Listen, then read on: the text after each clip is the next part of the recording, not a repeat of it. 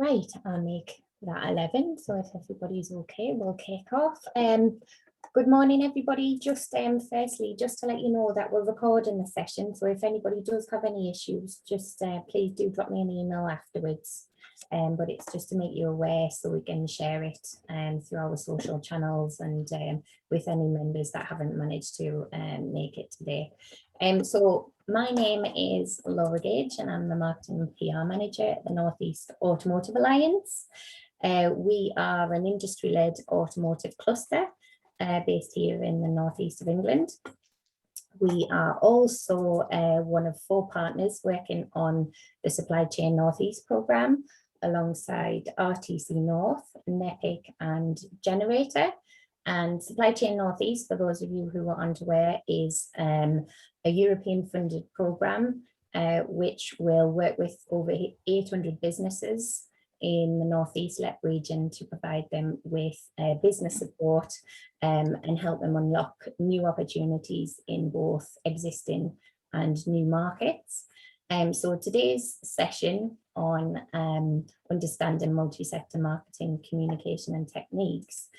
This is delivered through Supply Chain Northeast and 3 of the partners, which is ourselves at the NEAA, NEPIC, who are a petrochemicals cluster, and Generator, who are a digital cluster. So today I'm delighted to be joined by 2 well-known companies in the region. We have Bradley O'Mahony and Horizon Works, and I'll just move on to the agenda on the next slide. So Bradley O'Mahony have over 30 years of experience in public relations, and today they're going to take you through the importance of internal communications and telling your story and your culture, communicating your culture and values, and touching a little bit on external PR. And then we're going to move on to Horizon Works, who are a specialist B2B marketing agency, and they're really going to take you through your digital marketing strategy and making sure you have the right tools in place to deliver an effective multi-sector digital marketing strategy and ensuring that you get the best return on investment from those efforts. So if you've got any questions throughout the session, you can drop them in the chat function, which will be at the bottom of your screen. Those will come through to me and we can field those at the end if that's okay, unless there's another appropriate point. So I'd just like to hand over to Sarah O'Mahony, who's going to take us through the first part of the session. And she's the director at Bradley O'Mahony Public Relations. Over to you, Sarah. Thank you. Well, I'll just say, Laura, it's Bradley Omani. You should know that. I know I should do, yeah, sorry. Are you okay to move on to the next slide? Is that all right? Hi everyone, so I'm Sarah Omani and I'm a director at Bradley Omani Public Relations. So Bradley Omani was established in 1991. We're 30 years old this year, and we're also one of the longest standing PR firms in the Northeast. It was established originally by Daniel Omani and Tony Bradley. Tony's not with us. He's still alive and well, but he left the business about 7 years ago. And I've been in the business for around 12 years. It's very much a family business now, and my sister is also working with us. She's been in the company for about 7 years. So over the last 30 years, we've worked with a number of organisations across a range of different sectors, the public and the private, and I've just put some of them up there so that you can have a look. Are you okay to move on to the next one, Laura? So what is PR? So one of the official definitions is the art of managing how others see and feel about a person, a brand, or an organisation. So many companies come to PR firms very much for a focus on maintaining a positive corporate image. And we also handle media requests and shareholder inquiries. So if somebody asks me what I do, I normally say I make clients famous. So it's our job to build their brand story, raise a company profile, and really tell their story both internally and externally across the media. And we're also the protector of an organization's reputation. And we are the bridge between an organization and its multiple audiences. And this can include your customers, your staff, your suppliers, the local community in which you operate, and of course, the media. So today I'm going to talk to you a little bit about how Bradley Omani really assists its clients, both internally, and then I'll finish with a little bit about how we also work with the media as well. Are you okay to move on, Laura? Thank you. So we work with clients to build their brands, to help establish their vision and their values, and to ensure that this is communicated well from the senior management level across all layers of an organisation. So as you should all know, your people are your biggest asset. So if you look after them well, you will retain them, and they are your brand ambassadors externally. However, during difficult times such as the ongoing pandemic, many organisations do have a tendency to become insular. It's often a time when companies will look to batten down the hatches. However, this really is the time that you need to communicate. And those who were savvy enough spotted the opportunity when the marketplace was quiet and were able to have a louder voice. So why do you need to communicate? And as the saying goes, if you don't communicate, no one else will. So, Laura, would you mind moving on? Thank you. So we are coming out of the pandemic, and even the most confident of people can have a wobble. So you may have many employees who are returning back from furlough. So there's a lot of adjustments taking place, and confidence and employee well-being might be low. So what are you doing about this? How are you communicating with your teams, and how are you also supporting them through this transition? As organisations, you really need to showcase your confidence in the market and in your company.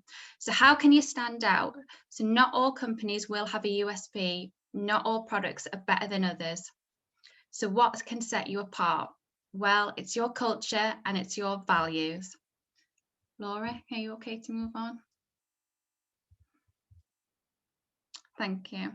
So you need to be communicating all of the time. Often organisations will communicate when they think that they have something to say, but I can guarantee that if you start talking about your culture and your values, you will be able to see a really big difference. And we've got 2 organisations who we work with who recognise the need to do this and really embraced it into their business models. One of which is Hodgson Sayers. They're a very well-established roofing and maintenance company. It provides a top quality service, but doesn't offer products or services that really differentiated them from the market. But what they did do and what they did establish was a set of values that they really live by. And they are honesty, decency, and integrity. It's easy to say, but sometimes it can be hard to live up to. However, these values really did guide them through everything that they did. So they built their brand around these values. So I can give you some examples of how they did this. So every apprentice that they took on was guaranteed a job after completing training. They were also the first construction company in the Northeast to adopt the national living wage. Every supplier, they were guaranteed payment within acceptable timescales, regardless as to whether Hodgson Sayers had been paid themselves. They also, throughout the time that we've worked with them, which has been over the last 8 years, have regularly committed to supporting a range of charities throughout the year.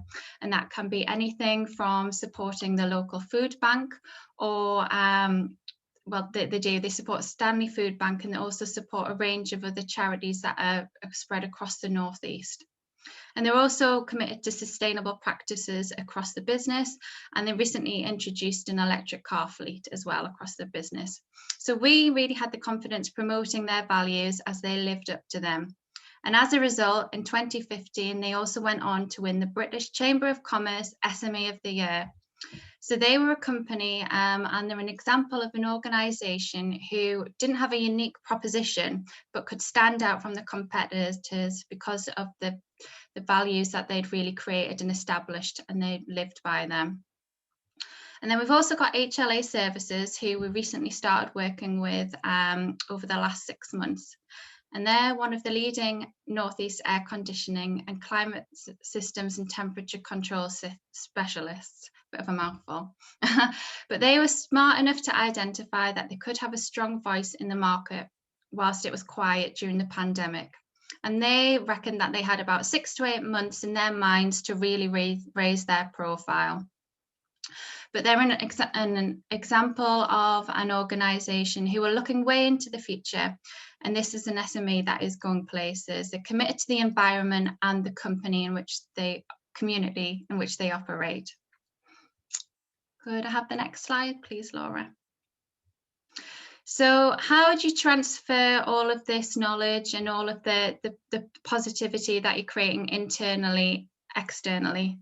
So as organisations, you will all have something to say, I'm sure. So you will have new appointments, you may have new contract wins. You can also look at raising the profile of various individuals within an organisation. That could be somebody within the senior management team, or it could be somebody such as an apprentice, and developing thought pieces with them. So for example, if I go back to Hodgson Sayers, sustainability really is a strong focus for them. So we've worked with the trade press to develop a range of articles talking about what they do and how they're committed to sustainability. You may have client growth. So many organisations want to talk about that and how they've achieved success over a period of time. You've also got organisations who work with a number of charity initiatives. This could be locally or it could be nationally. Then commitment to the environment and also your people. So they are generally the key topic areas that the press are interested in. Would you mind moving to the next slide, Laura, please? And then you've also got the different types of media as well. So when you're working with an organisation, it's establishing which stories are relevant for which media. So you have the local media, which is the Northeast press and the business press. And then you also have the trade media as well. So it's just establishing what kind of articles are relevant for the different types of media. And then you also have stories which are slightly softer and wouldn't really be relevant for the press. However, they provide good content for an organisation's website and social media. So that could be profiling slightly softer internal stories, such as an organisation may have, say, a charity cake sale, or it could be about an apprentice who's been on site and is showcasing his work. So they could be relevant via blogs. You've also got case studies. Now they can be tailored specifically for the trade press. So if you have a construction client, for example, you could be talking about a specific project that they're doing, looking at the length of the project, what exactly was taking place. You would add a comment from a representative from the organisation, and you would also look to add in a comment from their client as well. So again, that could be for the trade press, or it could be specifically for an organisation's website and its social media. And then we've also got blogs as well. So that's just really profiling various different people within an organisation, getting them on camera and getting them to talk about a little bit about what they may be working on or their roles within the organisation as well. And then the next slide, please, Laura. And then we've also got video content. So for example, this morning, before I did the presentation, I was up at Ferrysure UK, and it's one of Europe's leading security products providers, and it arrived in the Northeast 1 year ago. It's celebrating its year-long anniversary, and it's also pledged to commit 100 jobs per year for the next 10 years within the region.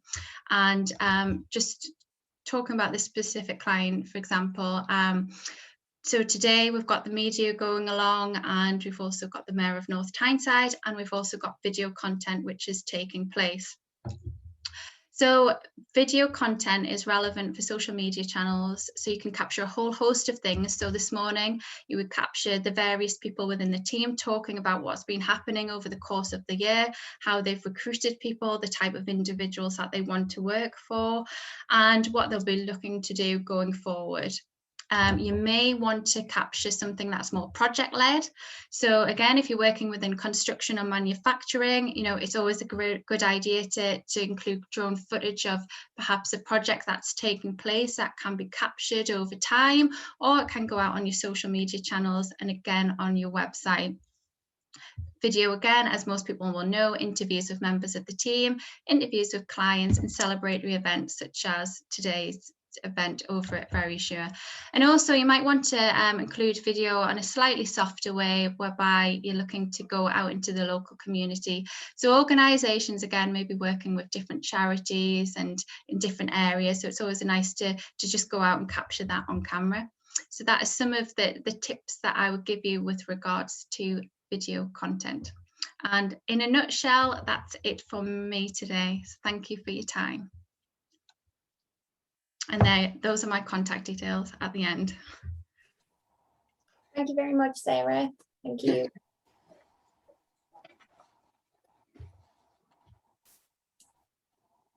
Okay, so next up we have Samantha Vastello from Horizon Works. So Richard, I'll just let you share screen. Yeah, I'll just put it on. Perfect. Yeah, you're getting a double act from us today because I had my vaccination yesterday and I'm not feeling too well today. So Richard's here to help me. Thank you, Sam, Richard. Great, so we're going to kick off. I'm going to switch off my video so you focus on the presentation. So hello everyone, and thanks for attending this webinar. So it's all around multi-sector marketing. And we're going to talk about digital tools and techniques. So I'm the MD of Horizon Works, Samantha Vastello, and I've got Richard Holmes, who is our account director, joining us. Just to give you a very quick snapshot in terms of who we are, we're a B2B marketing agency and we specialise in working with companies from a range of technical sectors, so manufacturing, engineering, technology, automotive, pharmaceutical, life sciences, and we provide everything from the market insight and strategy and brand right the way through to campaigns and digital marketing. And working with industry networks is at the heart of what we do and has been since since I established the business 10 years ago. So we've been network members for about 8 years. We're actually founding members of the NEAA, and also we're members of Digital Union. So we're quite used to working across a range of different sectors. It's something that we're very much used to. But onto our presentation today. Our focus is on digital tools and techniques for multi-sector marketing. We don't really have a lot of time. Digital is such a broad and in-depth area. We could probably focus a full hour just on one part of digital. So what we focused on for this particular presentation are the essentials that you need to consider if you're looking at launching into a new sector, diversifying, or just improving your multi-sector approach to marketing. So the 5 areas that we're going to focus on are putting the building blocks in place and making sure you have the essentials in place. We're going to look at being found effectively online, so some very quick tips on search engine optimization to ensure you're considering a multi-sector approach.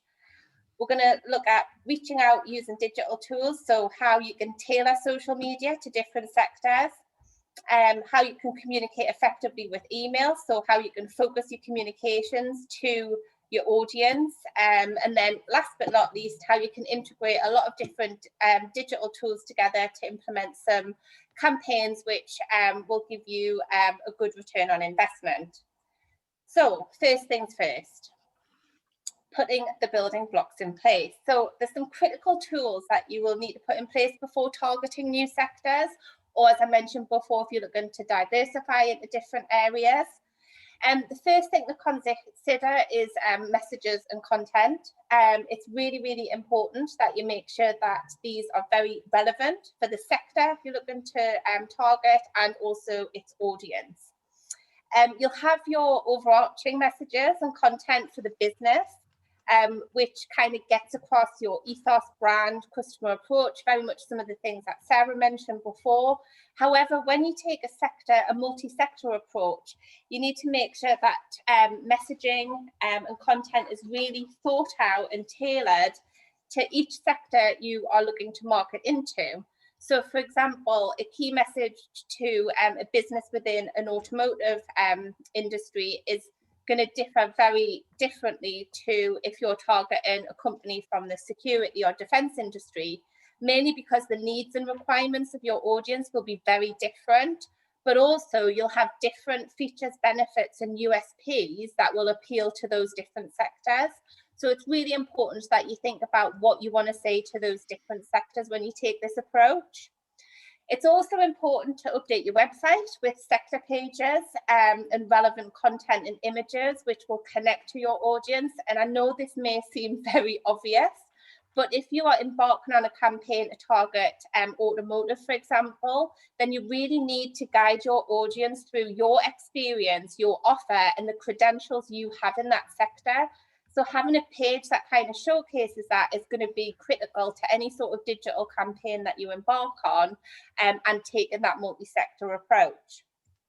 Which then leads me on to the next point, which is around considering landing pages.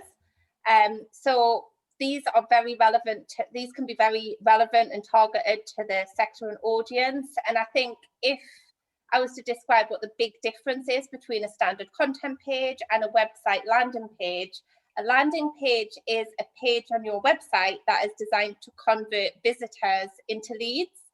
And it's different from other pages because it'll generally have a very clear data capture feature. So whether or not this could be like gated content, such as a downloadable technical specification, a brochure, or a clear call to action for pricing or a quotation, that's how the two differ.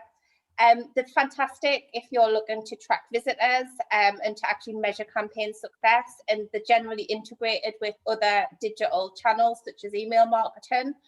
We have touched upon landing page campaigns to give you a bit of food for thought at the end, so I'll not say too much more about that now. But another consideration is to whether or not you need to set up a microsite. And this really is if you want to concentrate heavily on a particular sector, and if your proposition differs from the existing portfolio that you have in the business. So again, it's another consideration that you can take, and I've got an example of a microsite in a moment.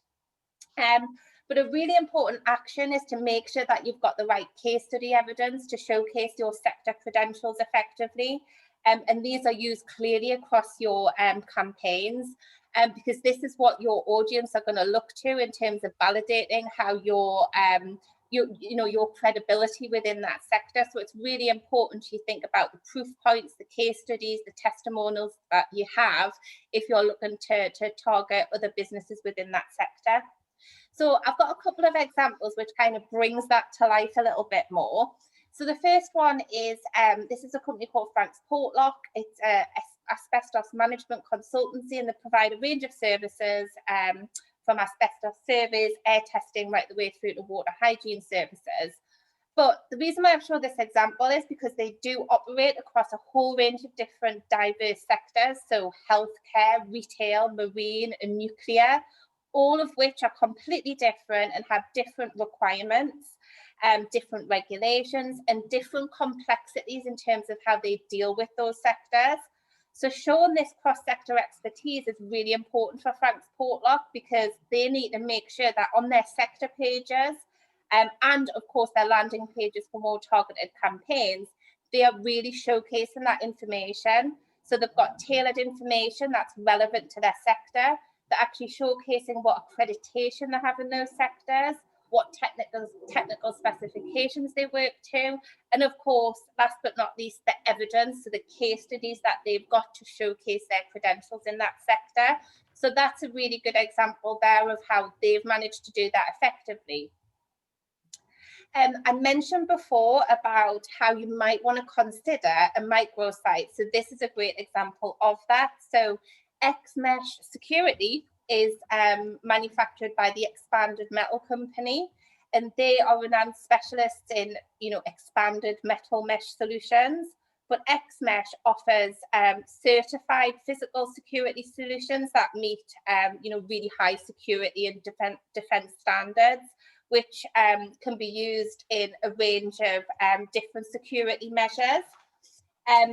So the product range that XMesh has is really targeted around high security fencing systems, gate security systems such as cages. So really, they're targeting something completely different to the Expanded Metal Company. They're looking at, just the defence industry, prisons, utilities, education, healthcare and government. Because this is a very specialised area and there's very certain accreditations and standards that they need in that sector, part of their brand strategy was to create this microsite because it sat quite differently to the core brand, which is the Expanded Metal Company. And they tend to offer more solutions and applications for like filtration, construction, engineering and fabrication. So the move towards a microsite was very strategic because there was certain messages that needed to go out to a very defined audience, which was completely different from the Expanded Metal Company. Thanks, Sam. So I'm going to talk a little bit about search engine optimization.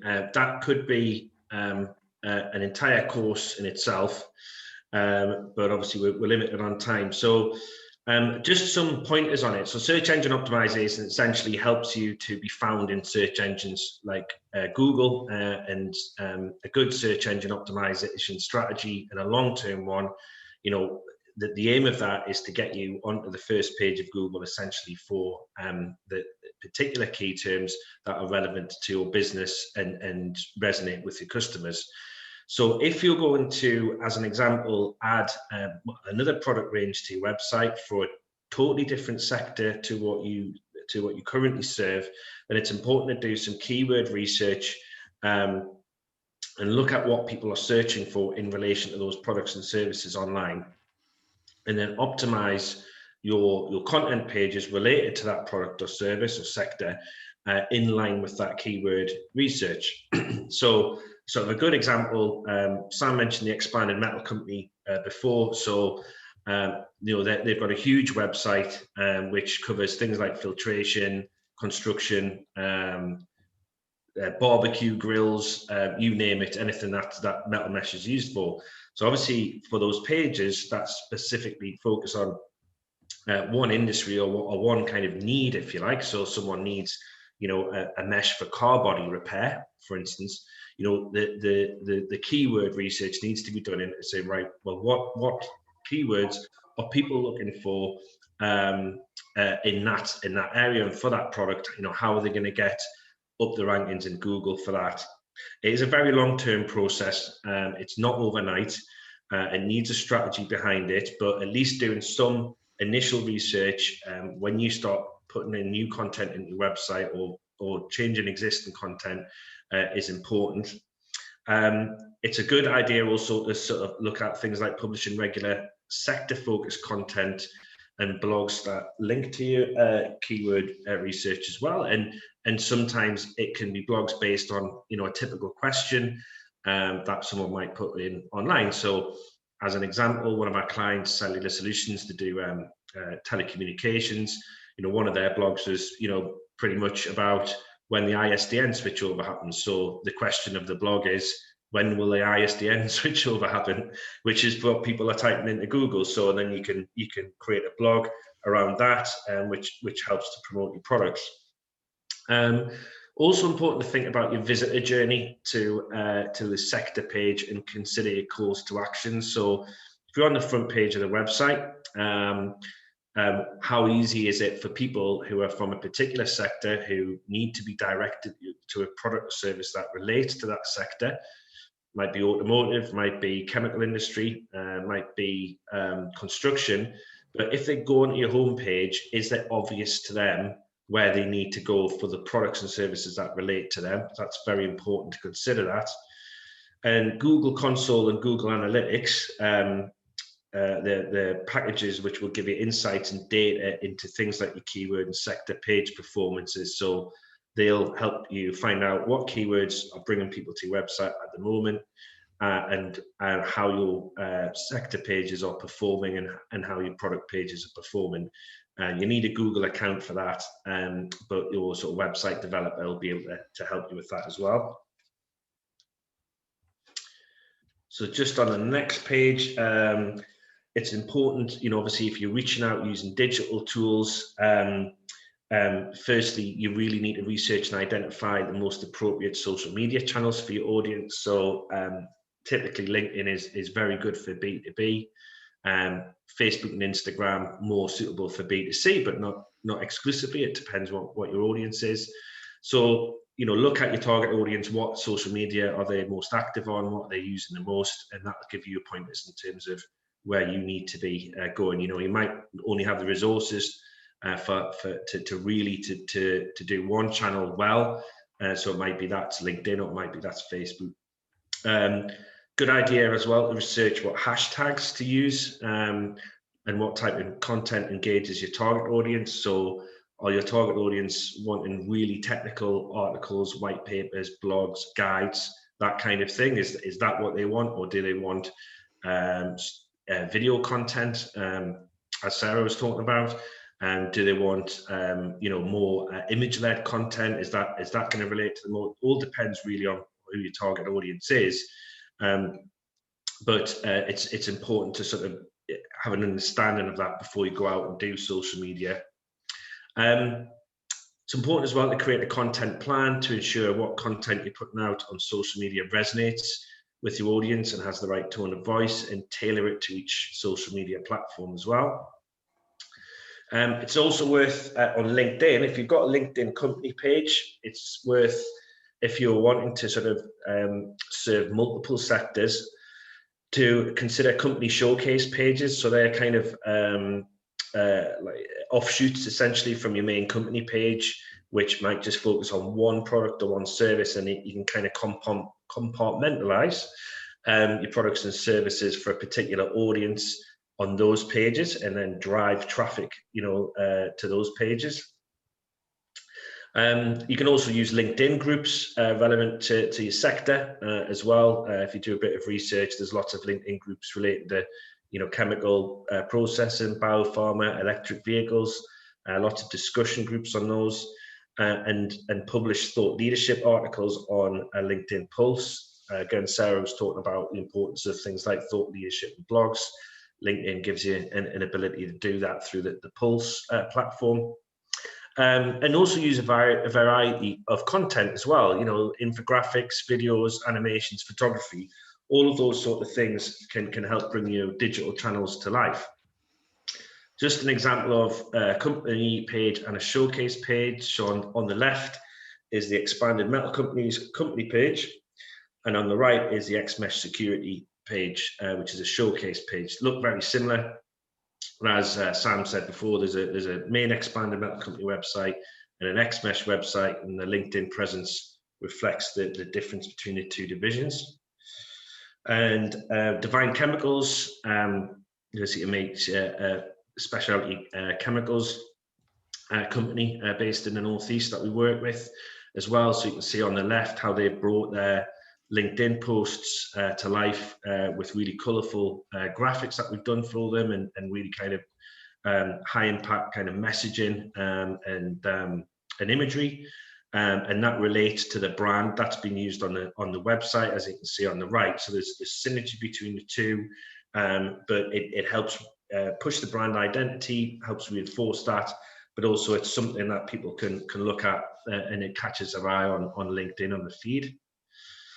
And then just a few more examples. So again, we're talking about the Expanded Metal Company. So that is Metal Mesh. That is it on the left-hand side. So we work with them on a mesh spotting campaign, where people send in photos where they've spotted the mesh products being used. So that was Costa in Dubai airport, which I took when you could actually go on holiday. But obviously, you know, use of images in the middle, cellular solutions, use of kind of graphics and illustrations, And on the right, industrial marine hydraulics, where it's very much about the staff being on site at projects, you know, taking multiple photographs, showing actually them in action on you know, working on projects, working on hydraulic projects. So lots of different things you can do to sort of create a more engaging social media feed. And I'll just pass back to Sam. Great. So the next thing we're going to touch upon is communicating effectively with email. So with email marketing, it's a great way to get a very focused message out to a very defined audience. But one of the most important things to consider is your email database. So is it segmented by sector, by audience type, and of course, is it GDPR compliant? And I think the biggest thing is quality data, which is segmented, can make or break a targeted campaign. So you could have, you know, contacts in your database that you send a very focused campaign out to. You might have 200 people on that list, and you might get a really high percentage of opens.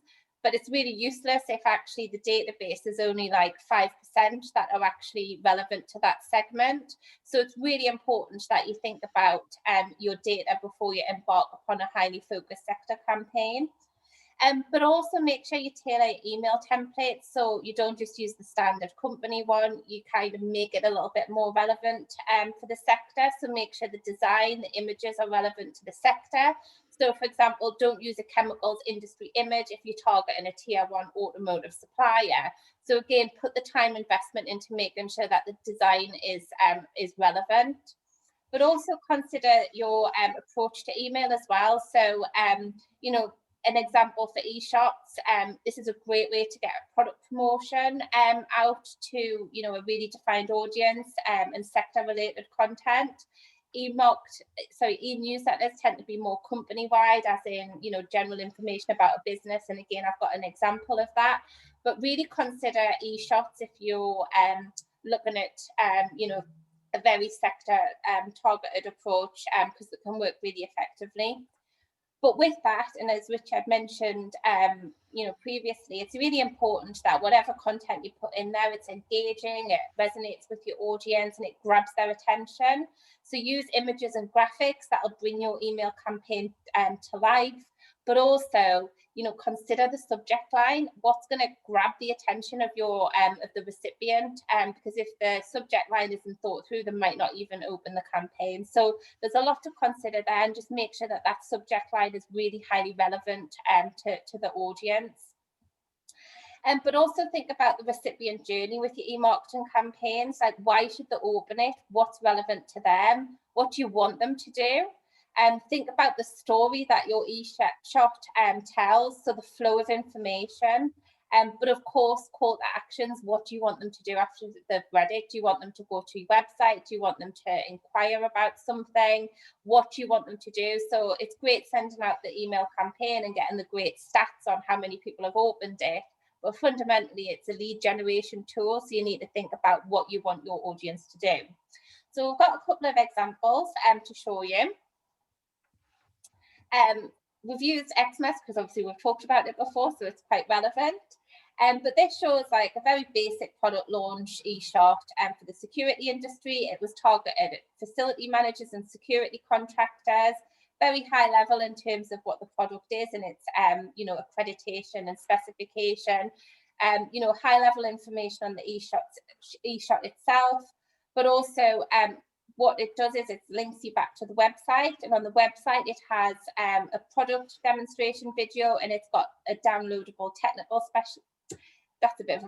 downloadable technical specifications, but also very targeted information for the audience. So that kind of teaser e-shot kind of goes, you know, what we wanted the visitor to do was to go onto the website, read a little bit more, and then inquire and download more information.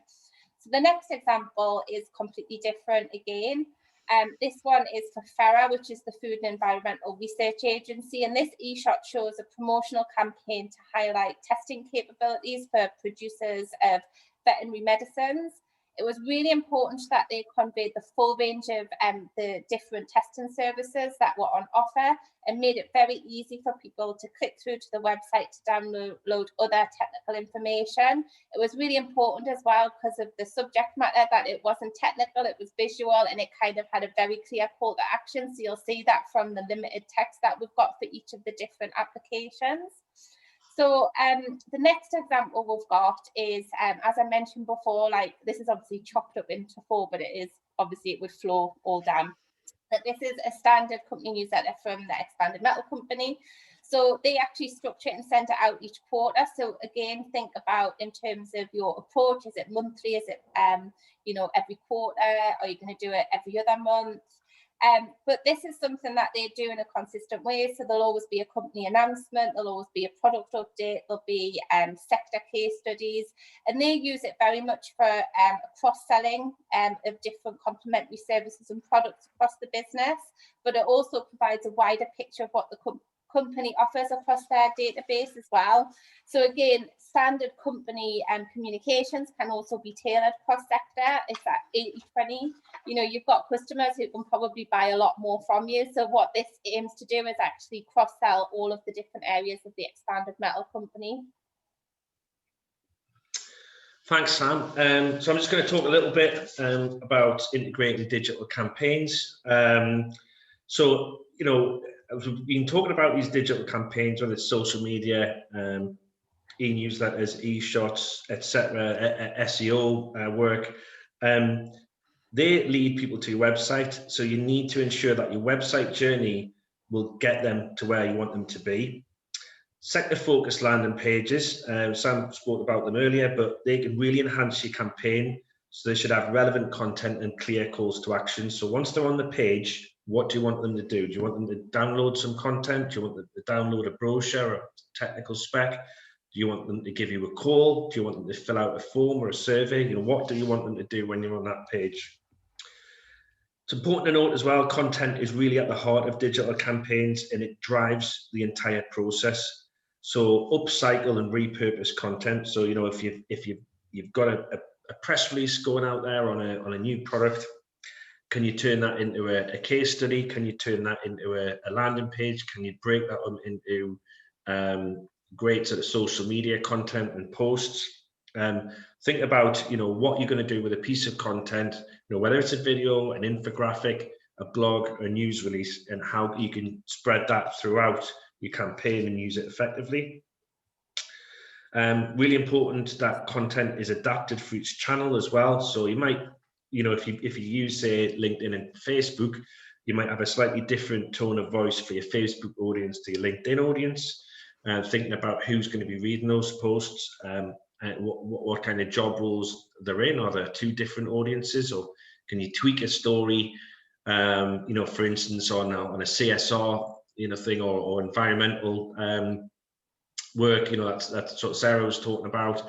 Can you tweak that kind of content for LinkedIn to do it more of a corporate kind of piece, and then on Facebook where it's a lot more kind of maybe a bit more informal and a bit more chatty. And it's important as well to monitor, analyze, and take action as well. So all of these channels, whether it's, you know, automated email software, LinkedIn, Twitter, Google Analytics, etc., the analytics data is there. You know, they provide a range of metrics for you to effectively monitor and track success. So, you know, it's important to know what's working. You know, what kind of campaigns are resonating the most, and what are, you know, what's driving the most traffic to your website or getting the most engagement on social media. The data is there for that. A couple of examples: Parker Bioscience Filtration, which is a multinational company as Parker Hannifin, but it has an HQ in Berkeley. So just some examples of their integrated campaigns. So on the left, you've got kind of social media infographics pushing people to a landing page on the website and blogs. So in the middle, you've got kind of a landing page on a FD system, and that has download links to a white paper and technical specifications. So it gives, there's clear calls to actions, watch a webinar, etc. on that, get a quotation. So the buttons are all there. On the right, that's more of a blog, and using an infographic in that blog to give a bit of a taster of that subject and that product. And then there's a download link again at the bottom to a white paper. So it just shows the integration and how you can use those landing pages to good effect. And then Ameriwater, which is a customer of ours in United States. So it's kind of showing how messages and how brand and content can be used across multiple digital channels. So, we've got on the left social media graphics, in the middle and the website. Top right, we've got an email campaign. There's obviously, it's all consistent in terms of the brand, the messaging, the colors and everything like that, and it integrates all together. So I'll just pass back to Sam. Yeah, so obviously that was a bit of a whistle-stop tour of digital tools and techniques for multi-sector marketing, but hopefully there'll be a couple of things that you can take away from this for each of the different areas that we've covered, that will make a big difference to your kind of multi-sector approach. It goes without saying that obviously you need a strategy before you kind of implement all of this, but again, that's a whole webinar in itself. But if anyone would like to talk through their multi-sector approach when it comes to digital, then myself and Richard would be more than happy to book in a consultation with you to kind of talk through any queries or questions that you may have. And we'll pop our contact details in the chat as well, but I'm sure Laura can disseminate that information. So without further ado, we'd just like to open up for questions, and that's not just from our presentation, it's also from Sarah's presentation as well. Don't be shy. So just put it in the chat function, and then we can kind of work through them and answer those in a logical way. Thank you everyone for listening. Excellent, thank you. Thanks Sam, thanks Richard. We've had a couple of questions come through so far, but as Sam says, feed through anything in the chat function. A question, I guess, to maybe both of you really.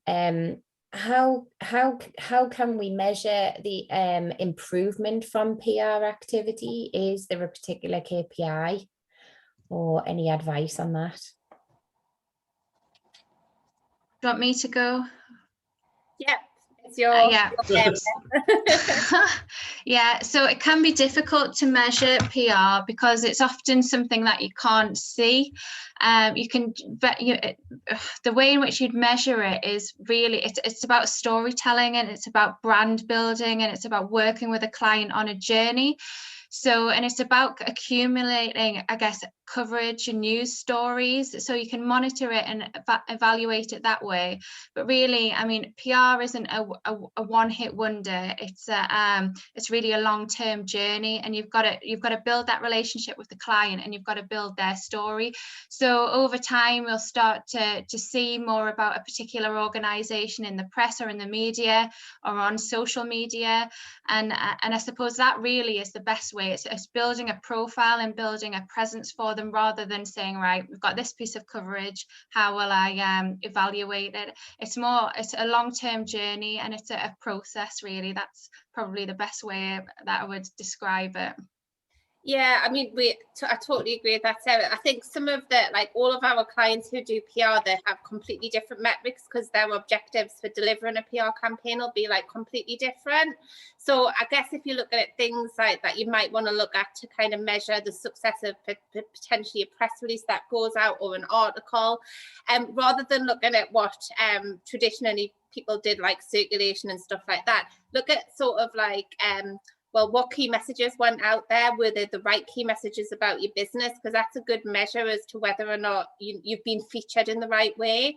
Repurposing that content as well. We talked a little bit about that.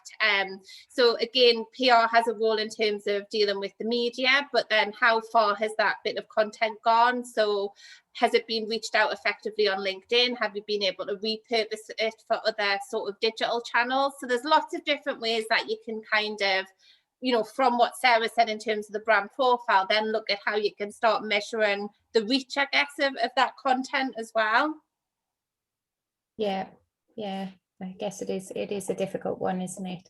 It's not an exact science. That's the thing. It's like Sarah says. It's a very long-term strategy. PR. You know, it's about kind of people being reminded of your brand and of your services and products over you know months, and you're being featured in the right places over a long period of time. I think, you know, I mean, there is, you know, you can measure, you know, if as an example, you know, your press release is featured in a trade publication which has 2,000 followers online, and it puts it out to those 2,000 followers. Well, that is it. You can't guarantee those 2,000 people, every single one of them have read it, but you know, it's decent, and you can tell a little bit of reach from that. But it's not something that you can. It's not like kind of normal sales data, if you see what I mean. PR isn't sales, is it? You know, Yeah. it's a whole integrated process. So it's your news stories, it's working internally, it's working externally, it's working across social media. It's all of that built together. So you can't specifically say, right, this is what I've achieved, because it's a journey. You're building it constantly over time. So that's the main way of measuring it. It's also you know, about how you feel about an organization. How does it make you feel when you see them? You know, does it make you feel positive? Because it should do, because that, you know, that's a good way of measuring it as well. You know, you've got organizations who you'll see and you'll think, right, I like them. And why is that? It's because of the culture that they've got and they've built and they've communicated over a period of time. Thank you. Good points. Possibly another tricky one as well.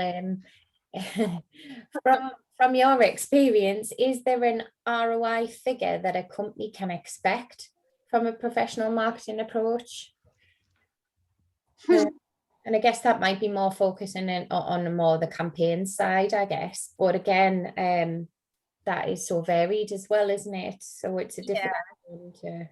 So I think on that, it depends what the role of marketing is in your business. And I would say that every single client we've got in our business, and it'll be the same as Sarah as well, but more on the PR side, is that their objectives and what they want to achieve from their marketing and their overall, you know, business approach is completely different.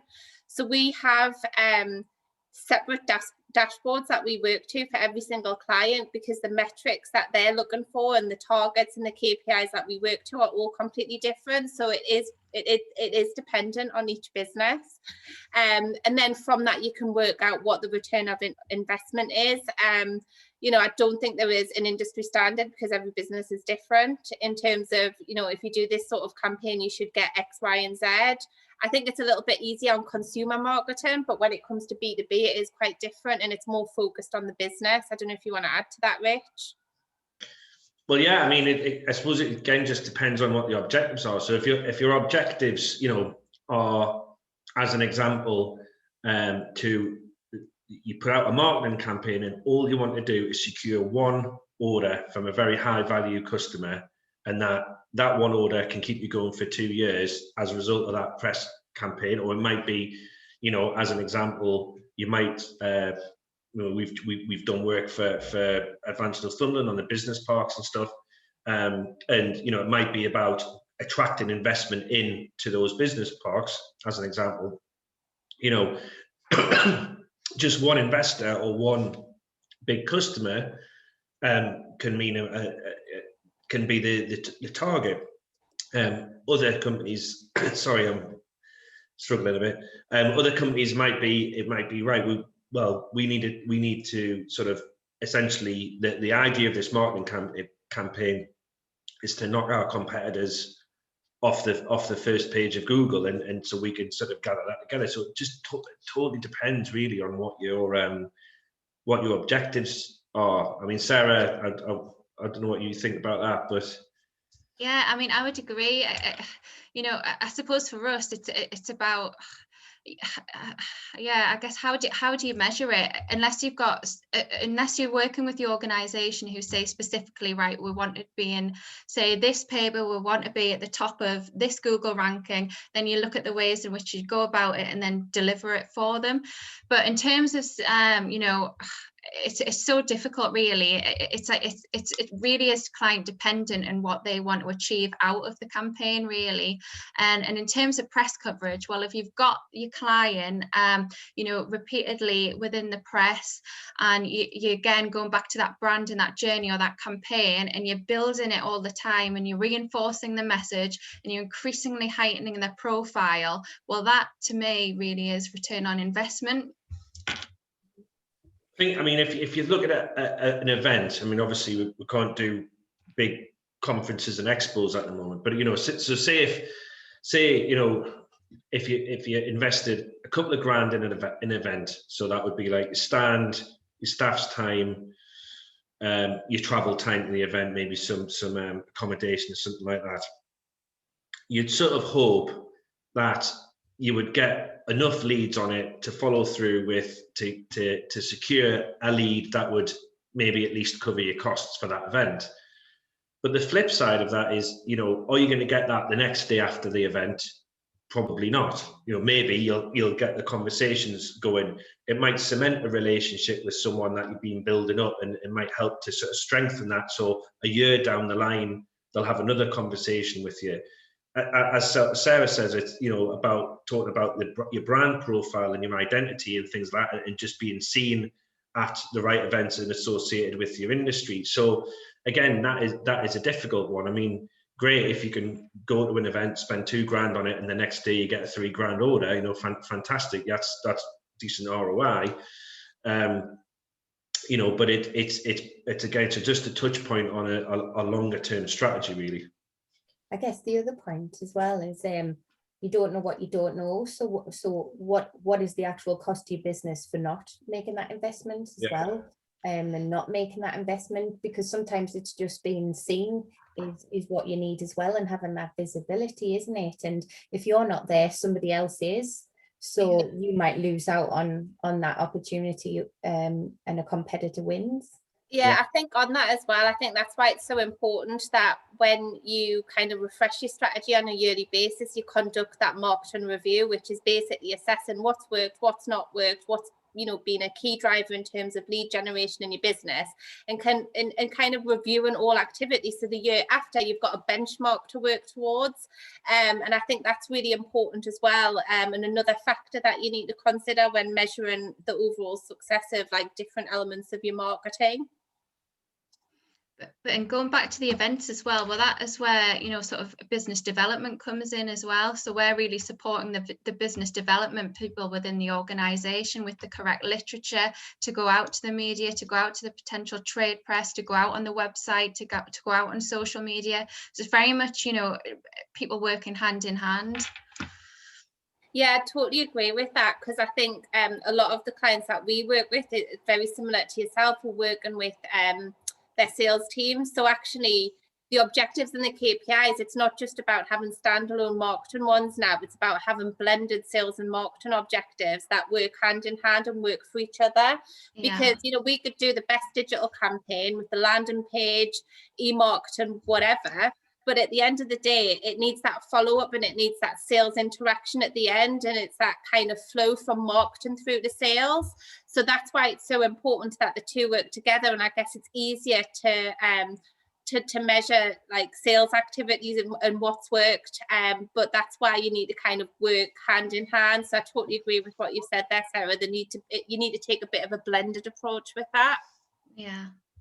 So I guess advice would be to anyone looking to maybe start a campaign is to really make sure they think clearly about what their objectives are before they get too involved in that. I guess you'd recommend, and make sure they don't just kind of not put that thought process into it before.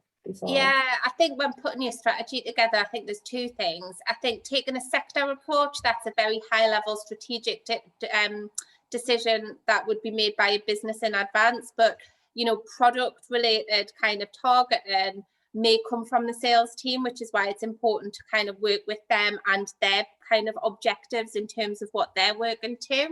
And again, you know, it's great that marketing might put out a campaign on a particular product because they might have other activities that dovetail with that. But at the end of the day, if it's not a key priority for your sales team, it's kind of wasted, because the sales team need to follow up on that campaign and actually get the measurements for the marketing. So that's why they've got to work hand in hand.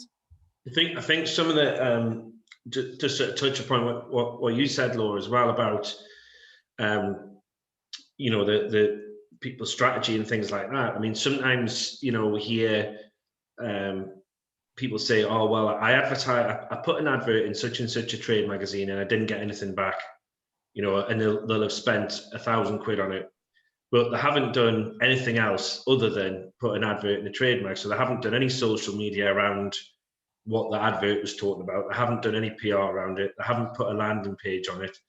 They haven't promoted it at any events. So they haven't done anything integrated with it. They've just hoped that, you know, it's like hit and hope. We'll spend some money on advert and hope that we'll get something back. And I think that integration is really, really important, and having a plan, because it's very easy, you know. I'm not at all against advertising, you know, but I just think it should be integrated and planned out and put a budget on it, because, you know, I'm sure a lot of people on this call will get calls from magazines and the press and stuff saying, oh, we've got a brilliant deal, would you like, you know, with the last minute deal, it's £500 for this and it's £500 for that. You keep doing those sort of things and suddenly your marketing budget's gone, but you haven't done anything integrated with it.